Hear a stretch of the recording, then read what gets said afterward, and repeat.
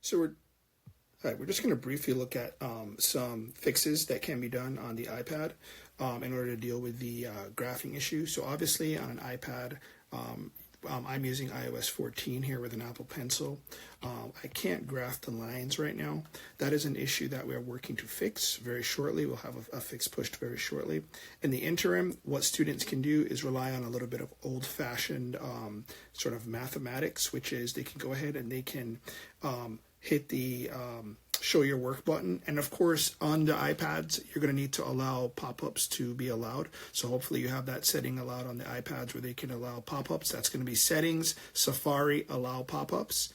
And they'll go ahead, they'll allow that pop-up. And then what's going to happen is the whiteboard is going to open up. Now, if the students are using Apple Pencils or if they're using their fingers, that's fine. They can go ahead and hit the pencil icon. And then they can actually draw in a graph. Well, actually, probably that's more like I'll erase that. So I'm erasing it now.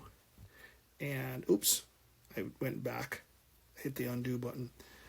So what the students can do is they can actually draw out the number line and just draw an actual graph. That's just once they've done that, so they can actually go ahead here.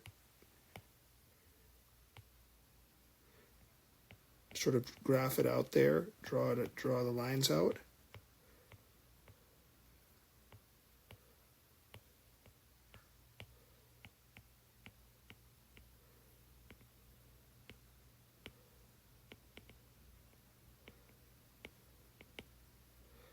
And I'm using the Apple Pencil, so it's a little sensitive.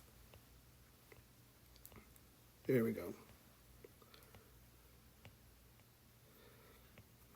And then from there, obviously, we've got an iteration of a number line, and the students can just go ahead and just draw the graph that they'd like to draw, and they can sort of refer back and sort of once that's done, and they can submit an answer.